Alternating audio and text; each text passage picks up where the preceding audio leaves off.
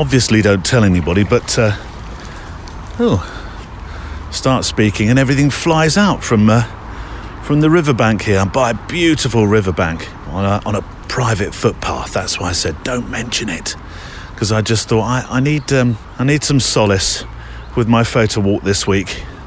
Yes, nobody coming up to me saying what you doing. So I thought a fisheries footpath. I don't know what it is about fisheries around in this part of the world in Berkshire, but they seem to have huge swathes of land which are out of bounds for everybody else. Surely they don't own the riverbank here, do they? This feels like a footpath to me, if ever there were one. I've got a clipboard, so I look very official, so I'm sure anybody that's fishing is going to think, oh, I've got my licence, you don't need to come to talk to me. We're having a black and white week this week on the photo walk. All the pictures I reference will have been sent in monochrome magic, just in case you need an alliteration. An old radio boss told me a long time ago, give all your features an alliteration, lad, because people remember them better. Hence on Monday nights I had a quiz called Manic Mayhem, which involved listeners trying to answer a quiz while they were running around trying to find stuff in the house I told them to go find. All went well until somebody fell down the stairs one night when they had 10 seconds left to go downstairs and ring the doorbell. Complaint straight away into the radio station. One sprained ankle, bruises to his entire body later. I changed the quiz to something called the rolling quiz, which I kind of dressed up as the questions rolling on into each night until all the answers were given correctly, when really I was a bit cheesed off by the guy who complained rolling down the stairs, hence rolling quiz.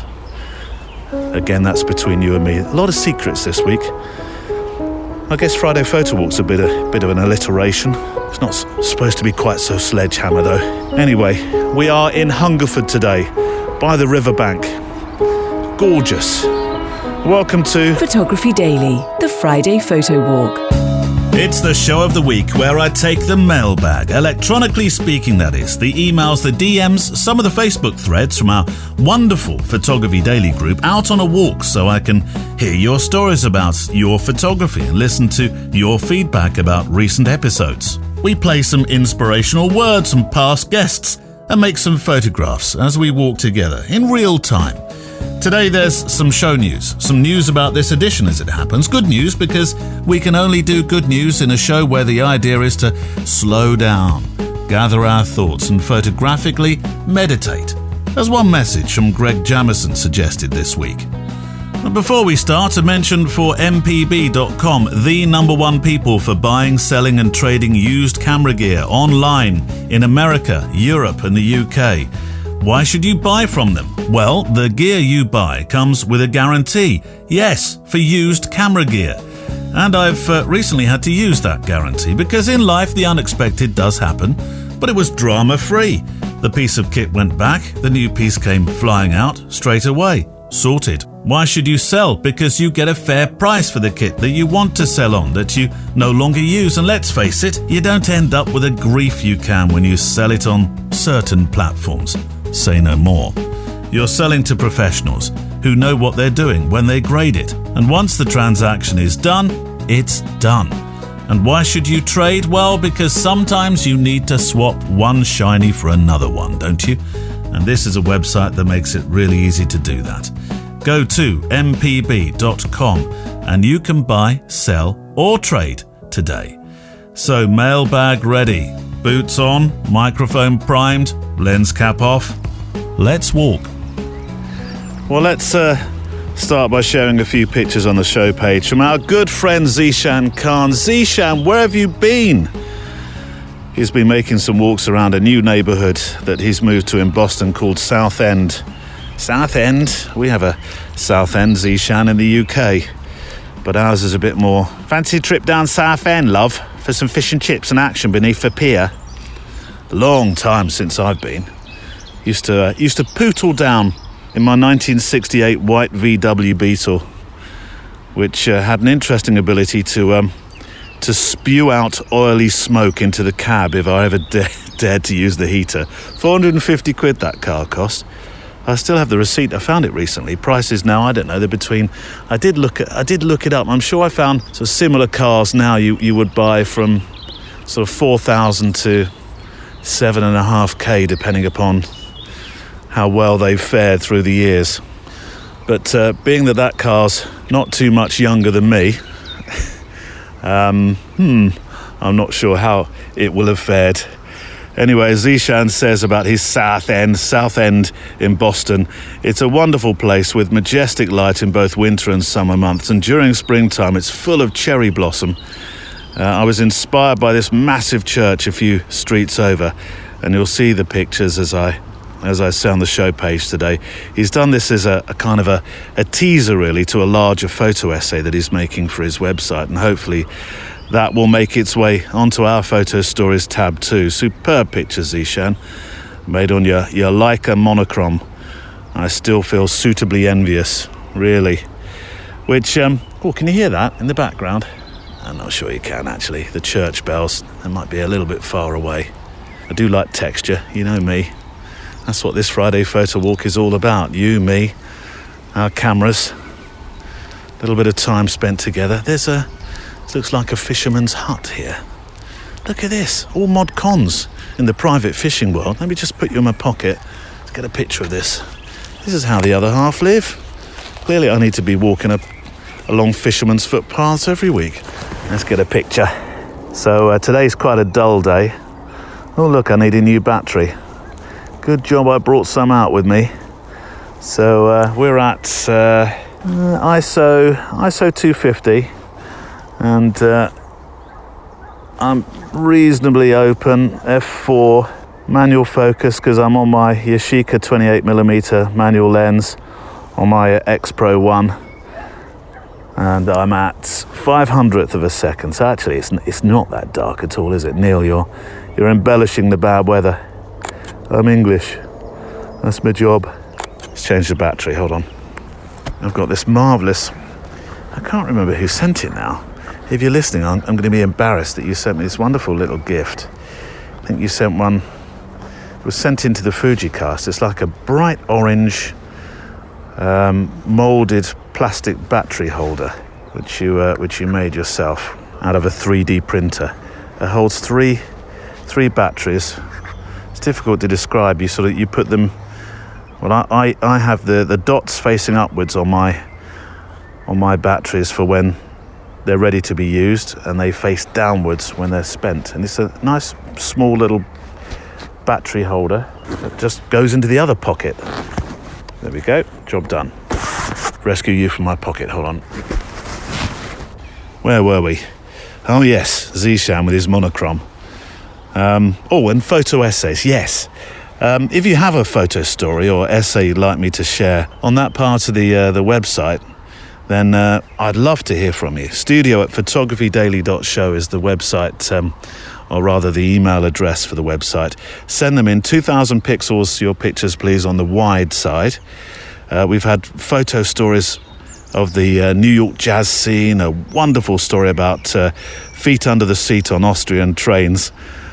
Craig Hughes took us on an alpine wander back in February, no less than 10 pictures for this then, and it's very important that we have some text too, not just a couple of lines now, but a little more about what you're photographing, why, and that sort of stuff.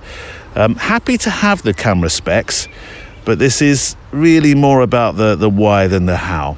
And there's a wonderful one from Anna McCarthy actually up there in the photo essays. Right now it should have, I did it the other day, so it should have, I didn't check before it came out, but it should now be there ready for you to see on the photo essay page. But I'll come back to that later actually. Here's one from Lance Beecham. I'm a few weeks behind with the shows, Neil, but wanted to say Roth Smith has been one of my favourite episodes so far. It was episode 220 when the New York Times published your photo story. It was all about a National Geographic writer and photographer who's been stuck fast in the UK during this time of, I can't bring myself to say the word.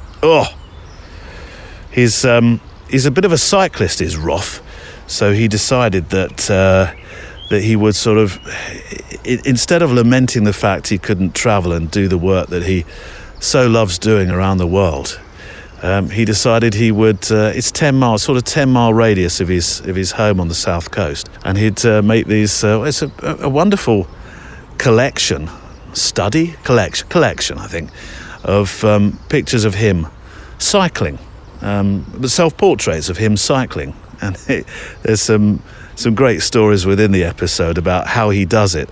For anybody, I've actually thought recently about doing my own self-portrait series, not because I like pictures of myself, but because I've spoken to one or two photographers of late who do it and say it's a really interesting process.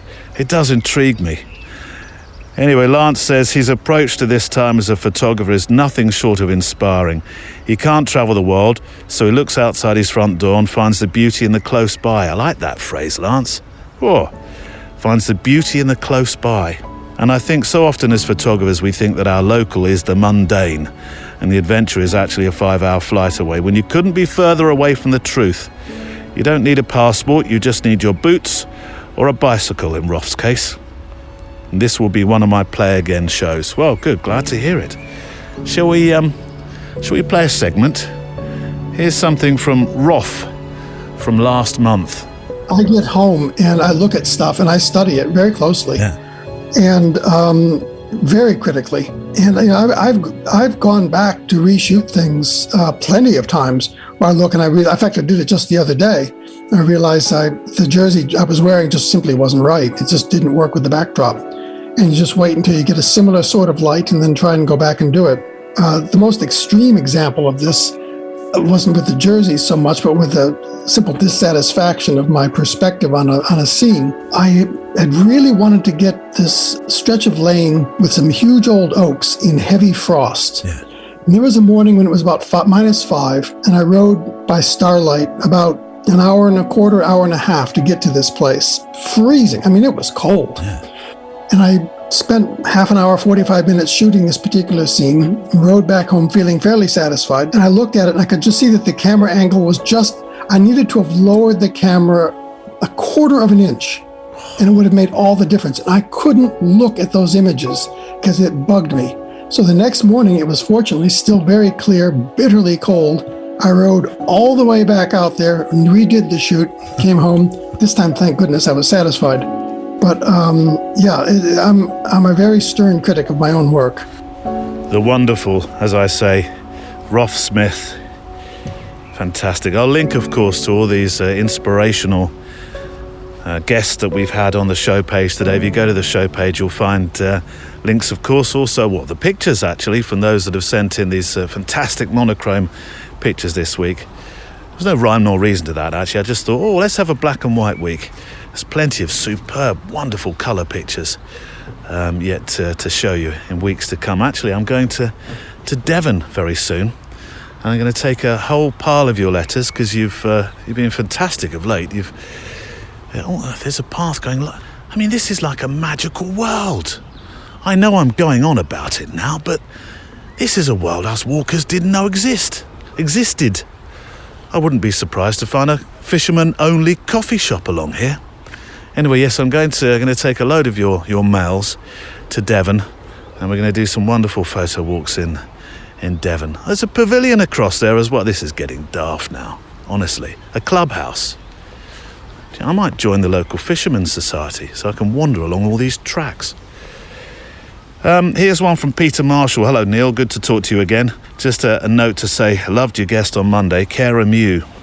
I'm a landscape man at heart, but I was completely, in one word, gobsmacked. So much of what she said, I found myself punching the air in agreement.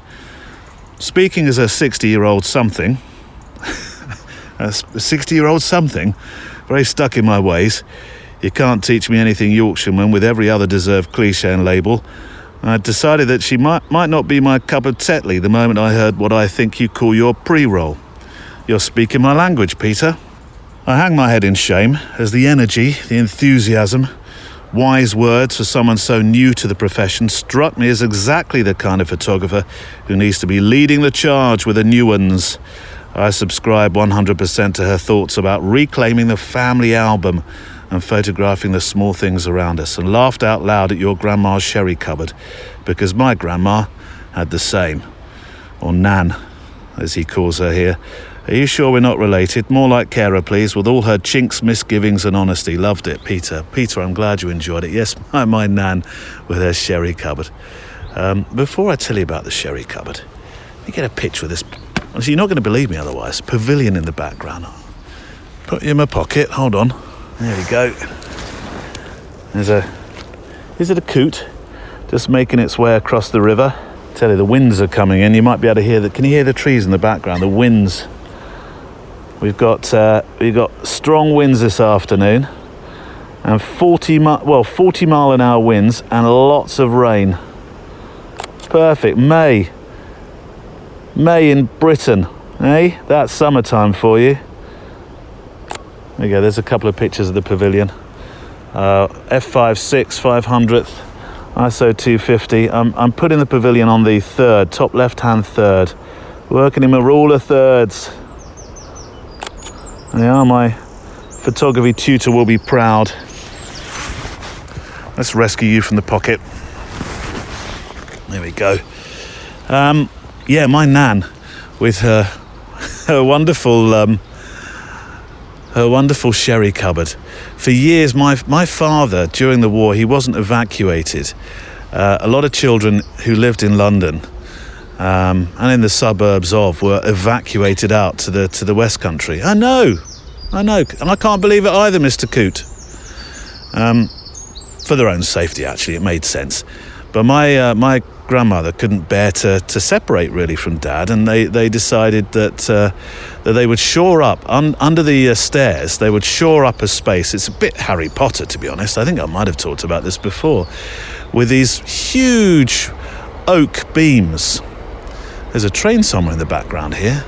To find that for my Thomas. These huge oak beams, and they were there till the very day, and grandmother passed, and then it was about a year later we sold the house. They were still there, and Dad used to sleep underneath. During the air raids, Dad would sleep under the stairs with the oak beams. Hopefully would have protected him. But in later years, Grandma shared her sherry stash in there. Yes, I tell you what, you can send doodlebugs and V1s over to the house, but you'll not get my sherry stash. And I think that was my first taste of alcohol would be Grandma would get a nip of sherry. Here, love, have a nip of sherry. Don't tell Mum and Dad. All right, Grandma. And I'd waddle around the garden after that. I'm sure you're not supposed to give me half pint, Grandma. Here's one from Greg Rogowski. Following episode 229, finding a chest of photographs unlocks a new career. Your last guest, yes, we're still talking about Kara, said a few statements that hit home for me, and I'm paraphrasing here. I take photos for me. When I'm with a client, there's no expectation they'll post these or even print these. It's their choice. I have a love-hate relationship with Instagram as an artist, in the sense that we don't call it art anymore, we call it content. Yes, Kara said that. I thought that was a very interesting viewpoint, because she's right. You know, we stopped calling it art. It's content. Have you got some content for me? No, I've got some photographs, not content. I hate the treadmill of Instagram where you always need to look busy, posting pictures at set times, because that's how it works to get likes and followers. As Chris says, I recently decided to put in my 3 months resignation letter to my job of 18 years, and this very thought occurred to me the day after and now in the last 2 weeks. What am I really becoming by doing this new life path? Am I really an artist and photographer, or am I trying to be a content creator? There's a difference, and I don't want to lose my soul in my work. They say not to become reliant on your passion projects as your source income, because when it becomes about money, it becomes forced. As Neil Young said so eloquently, if you have to force it, it's probably not a fart. Did he say that? I think he did, didn't he? However, in my heart of hearts, I know this is the right path, and I can't wait to see where this takes me as the world begins to open up and I can shoot the bands and live events combined with my nature photography, combined with cataloguing human life as well as evidence in the future that we can coexist, smiles and all. Your guests, Neil, provide wisdom beyond words, and they probably realise it, otherwise you wouldn't have them on, but they may not, and they may just be speaking. Chris, thank you very much. I think we could do with a dose of Cara after that, couldn't we? Since Peter talked about her and you've talked about her. Here's Cara from Monday's episode called Finding a Chest of Photographs Unlocks a New Career. It was wonderful chatting with her. When it comes to actually making the pictures, I just make them because I don't often have a plan. So especially with my personal projects and my personal family work, I don't make work for social media and I don't make work for anybody else except for me. I've always done that. And the same when it goes to client work, I will turn up to a client's house and I will say, I am not making these pictures for anyone else apart from you. If you don't want to share them, I won't share them. If you don't want to share them, you don't have to share them. If you don't want to put them on the wall, don't put them in an album. These are photographs which are not for anybody else. We're not making them for likes. We're not making them for shares. We're not making them for competitions. We're making them for what they're intended to, which is a part of your history, printed. And I think if I just stick to that, then that's good because that's my baseline. I'm just making the pictures. They're going to be squirreled away. That's fine. I guess I'm not one of those people that think, right, I'm going to do this pitch. I'm going to make these images and I know exactly where I want to share them and I want to do that. That's not really how I work. And I know a lot of photographers do that. Again, it's not a bad thing, but for me, it's not. And I sort of feel like just making them and sitting on them is the key part because sometimes better things come from them. And we live in a world where everything is very instant. We can stick it on Instagram. We can print it like via my printer within seconds of each other. And I have a love-hate relationship with social media as an artist in the sense that artwork, we don't, maybe on especially on Instagram, we don't call it art anymore, we call it content. I hate that. Why are we talking about people's work and like artwork as content? And I absolutely hate the treadmill of Insta where you always need to look busy and you always need to be making and you need to post pictures at a set time because that's how Instagram works, to get the most likes and followers. And artists don't work like that. We take our time, we sit on bodies of work, we come back to things. Cara Mew, what a lot of fun it was chatting with Cara. So much enthusiasm. Look, I'm finding things galore today. I do like an old corrugated iron shed or whatever this thing is here. I'm supposed to walk downstream one particular direction. Look, they even have their own language. They've got a one-way system here. Hold on, let me pop you in my pocket for a moment. There's a corrugated shed here, which I like because it's all weathered. There's moss growing over it. Can you hear that storm coming in? I'm gonna have to open up. F28, 250th now. It's getting darker. Oh, spits and spots of rain as well. All right, there we go. Another shot. There's gonna be plenty of black and whites today. I think I'm gonna use my old mucker Kev. Let's rescue you from the pocket. Hold on. There we go. I think I'm gonna use my old mucker Kev Mullins presets today, so inspired rather by something that's coming up. Oh, there's some swans here. Excuse me, are you allowed to be here? It says private fishing here. Sorry, you're gonna have to move on unless you've got a license. Yeah, I know. Not happy about it myself. I didn't realise this was all here. Amazing, isn't it? Look, they've got all these beautiful cygnets. I'm gonna be careful because they're looking at me in rather menacing fashion. Don't go. I want to get a picture of your lovely cygnets. Oh, I love swans. I didn't get too close.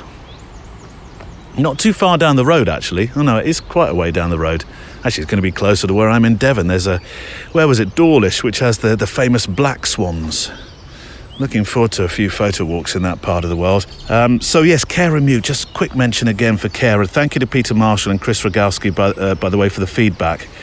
And that is the power of the Facebook group that we have, because Chris is in there. Talking of knowing you've made the right move, because that's what Chris was talking about a moment ago. And good luck with your new career in photography.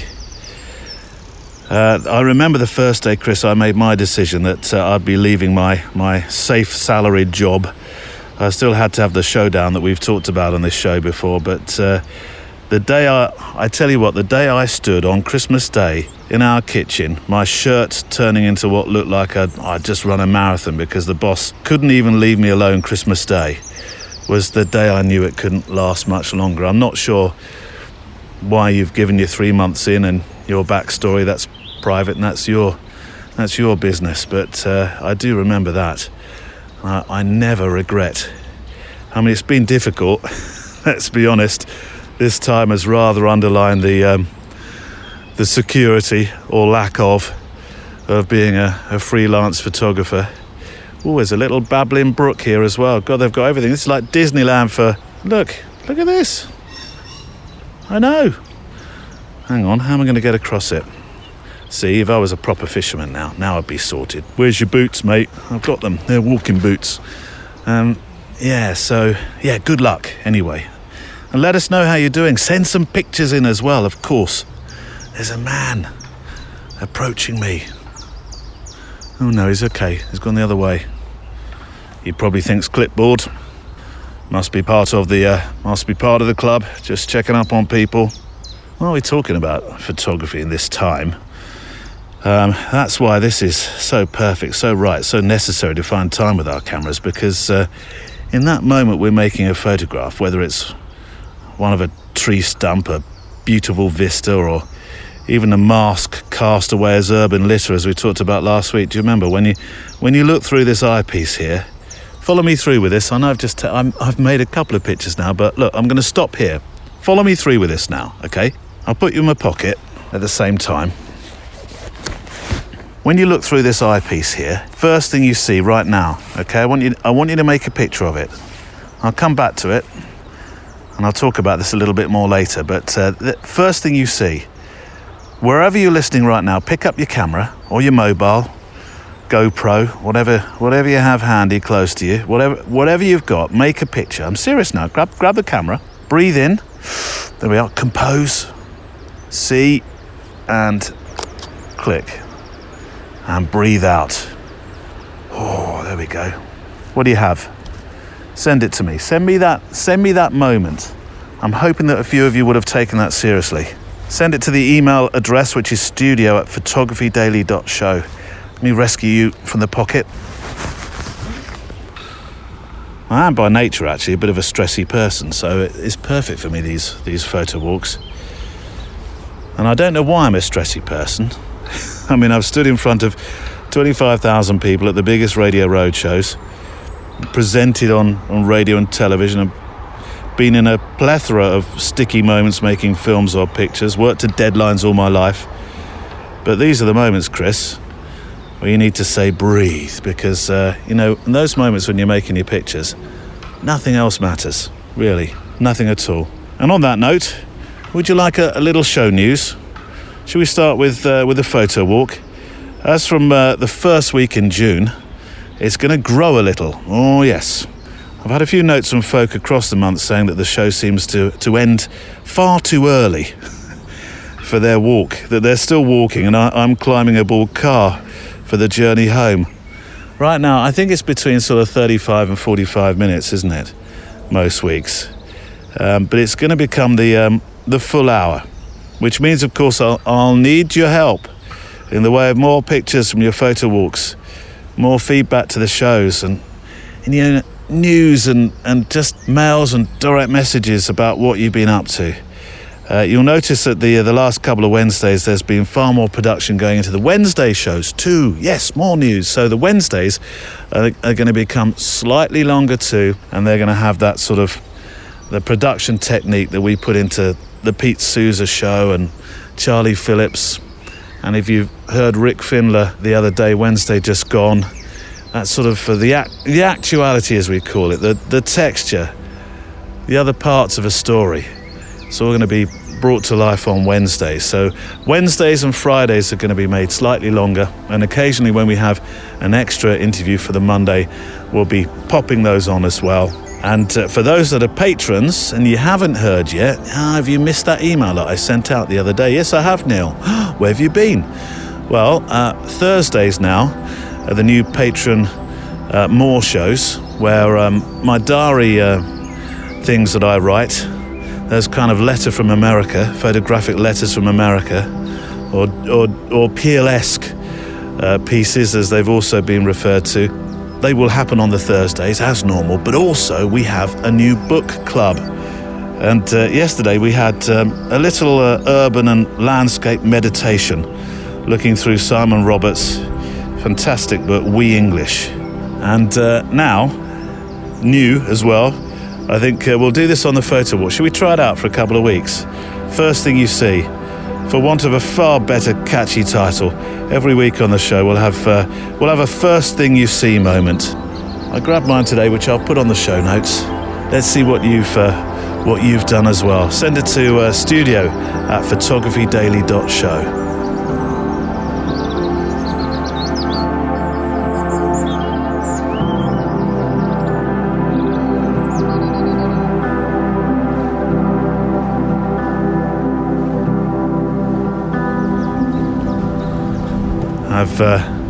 I've escaped from the private fishing world. Look at this house on this. I'm still by a river though. I'm going to stay by the river today. Gorgeous. Look at this. I've got to take a picture of this. Hold on. Lots of in the pocket this week. This house is just sort of gently nudging over the river. Look at that. That's fantastic.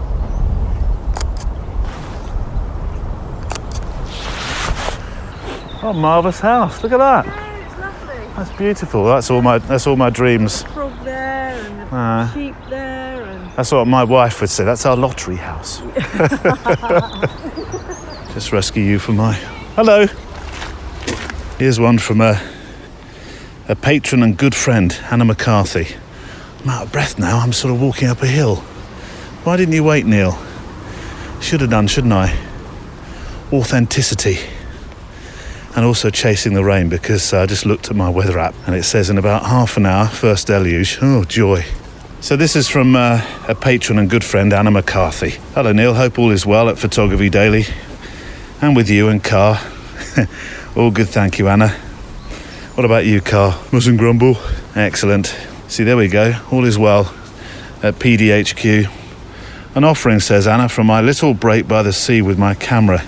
It might be of interest to share with the listeners. Yes, it most certainly is. The pictures I've sent were taken last month on the Fuji X100V with its single 23mm lens during a series of walks from a remote Coast Guard's cottage at Prawle Point, which is Devon's most southerly point, projecting into the English Channel between Bolt Head to the west and Start Point to the east. Its lofty promontory has served as a vantage point since ancient times, and appropriately enough, the word prawle is Old English for lookout. Ah, see? It's an education of nothing else, this show, isn't it? This was my first proper welcome time away from my home in the suburbs of London since March 2020, staying in one of a row of Coast Guard's cottages built by the Admiralty in 1903. I was at number 7, 3 days with my teenage daughter, followed by 4 on my own. See? Thinking time, alone time, and the pictures that you show us here, oh dear, honestly, they're incredible. That's the kind of alone time with your camera that you need, isn't it, sometimes? My companions, she says, were the sea, the cliffs, the coves, the inlets, the rocky outcrops interlaced with rich yellow gorse, and further inland, the fields starting to burgeon with wild flowers and crops. There's some wonderful colour pictures, but of course we're not doing colour this week. So, there'll be a way to see the colour versions. I'll let you into that in a moment. Though I think I already hinted, didn't I? Yes, you did, Neil. Spoiler. Okay, spoiler alert. Let's take this tiny track.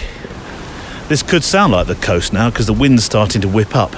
But I feel that we might need some coastal sounds just to add some, here comes my favourite word, some texture in as we go through Anna's mail here. My companions were the sea, the cliffs, the coves and the inlets. As she says, I walked the rugged, sometimes precarious coastal path running in each direction. The beach at Maceley Cove, a favourite despite the most difficult to access. A solitary Coast Guard station which stands 200 feet above sea level quickly became my many times daily focus and compass point for my walks out east and west from my doorstep. When you see these pictures, by the way, on the show page today, you're really going to want to add that to your must one day visit list. Honestly, you are. It's most firmly on mine. I'm no landscape photographer, says Anna. I photograph people, but in this mostly remote and peopleless landscape, the time of day, the ever-changing weather, the light, the colour, the sound, the movement, are the inspiration to take pictures. Pictures are endless here, even within just a mile or so radius from the cottage, which is mostly as far as I ventured. My car, she's female by the way, stayed parked for 4 days, but had a majestic view of the sea, so I think she was happy. I dare say. Oh, there's a seat here that I can just park myself down here for a second to get out the wind. Otherwise, you're going to hear just sometimes when you come across these seats. Chris Jones, 1950 to 2012. He was a rights of way ranger with fond memories from your colleagues. They put a wonderful seat here to look out onto this great view. I'm going to make a picture of it so you can see what I'm seeing. It's essentially I'm seeing into a valley, really. You'll know. You'll see. Hold on, pop you in my pocket. There's very foreboding clouds now, which will make a wonderful picture. I do like dark, foreboding clouds in a landscape. So much more interesting. I could do with a wider angle, to be honest, but hey-ho, 250th, ISO 250. F8, get some depth in this picture. A little bit of foreground with the posts, and there we go. Just so I can share that moment with you. Where were we? I had no aims, only to walk sometimes with a camera, and most definitely sometimes without it. No agenda, no brief, no deadline, no purpose. Just walk, stop, look, take a picture, and repeat. Life pared down. Oh, you bet it is. You okay above me? Can you hear that? I know you've gone. Don't stop singing.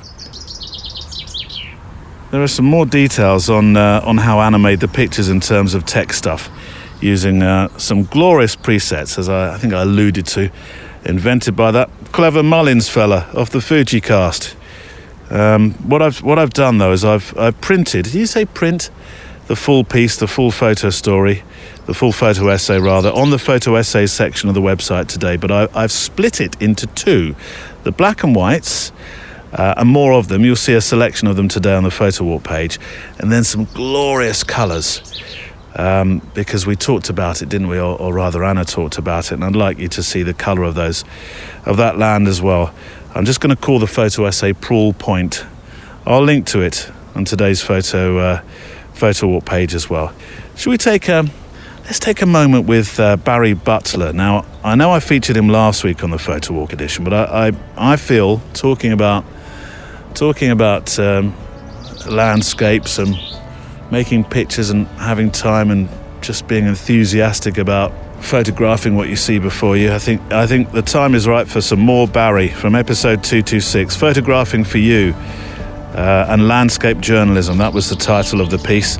The man who photographs nearly every sunrise, practically every sunset over Chicago.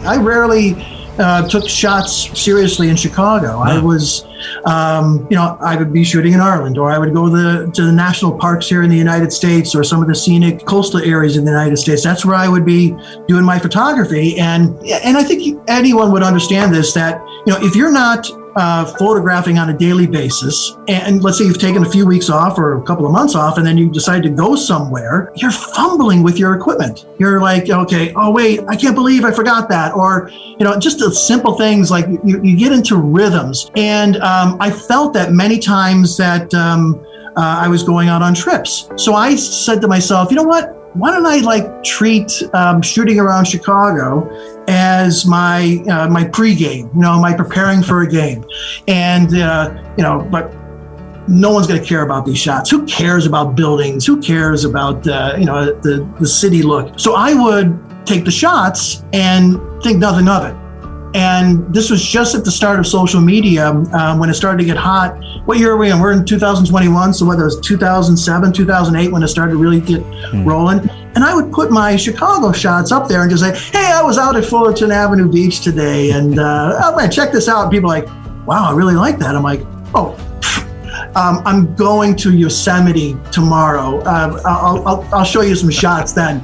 And they're like, no, I really like that. And so I had a friend who was really kind of kicking me in the rear end and saying, you should really do more of the Chicago stuff because you're showing stuff that people don't see. Yeah. And I'm like, okay. And then as I was doing this more often, I was starting to fall in love photographically with the city. And the rest is history, because then I kept on posting on social media and it just turned into a snowball. And so this was not like some great business plan that came about. It evolved organically. The wonderful Barry Butler. He said if you come over to Chicago, drop in. It's not exactly just round the corner, but I tell you what, Barry, I'm accepting that offer. Here's one from Andy Tybalt, who is on Rhode Island. Hello, Neil. This is where I do my daily walking, and of course with camera in hand and always with a podcast on. And being a Patreon now, I get more too. You do. The new book club on a Thursday, and one thing I'm hoping to do with to do more with the Patreon side of what we do on the podcast is do a few more picture posts as well, to borrow a famous magazine title, as well as the audio that we have, and a few films too.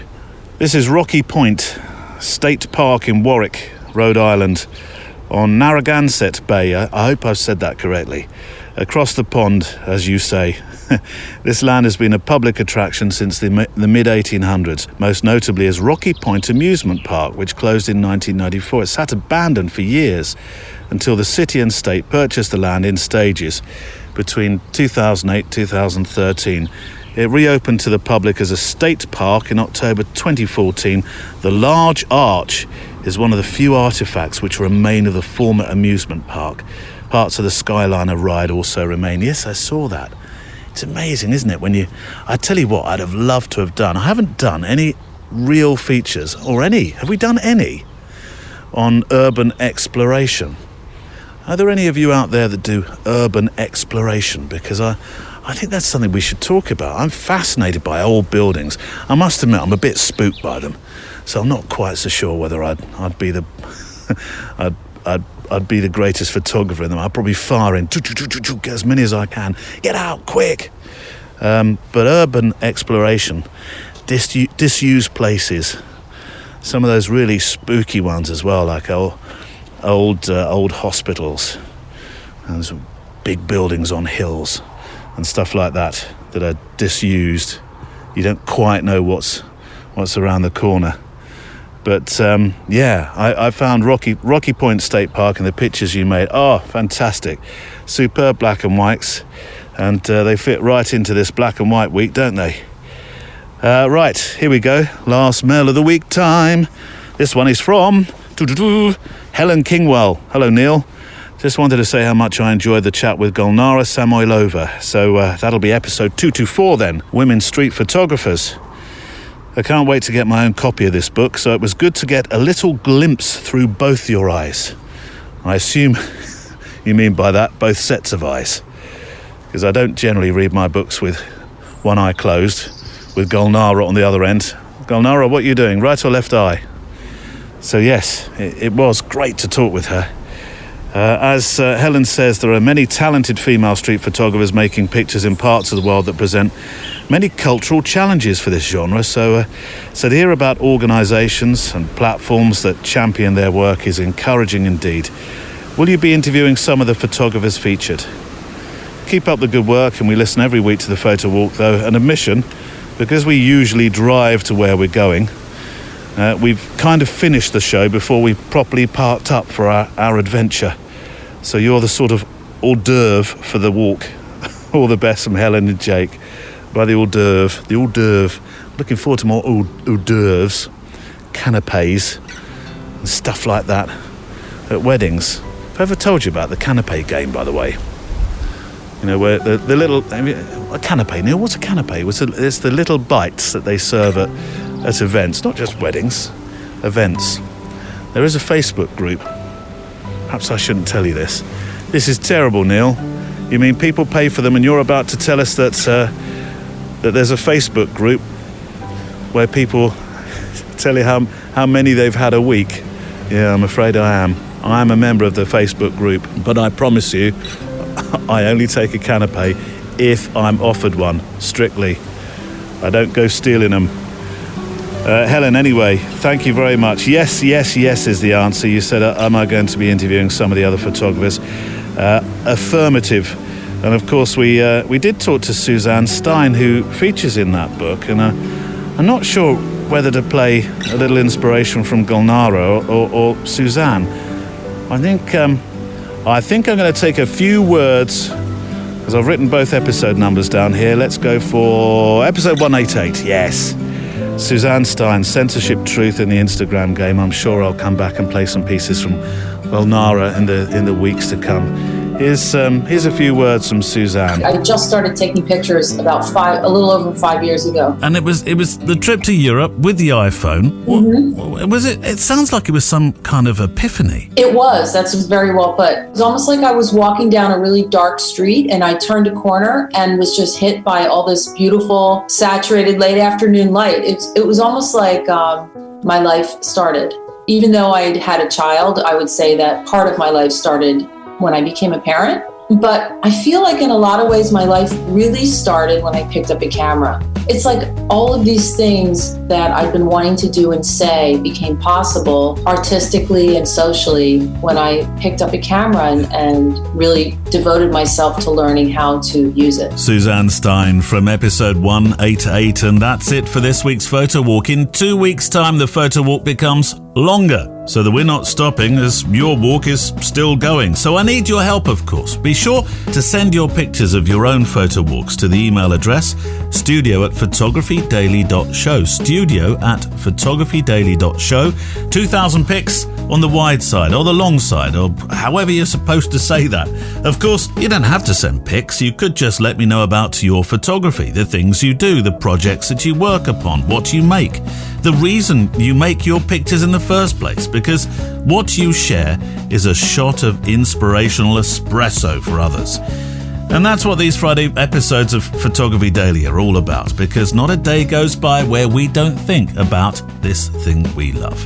So keep sending your questions or feedback to that email address, which I'll link to, of course, in the show notes. And the show page will, of course, be linked to in your app today.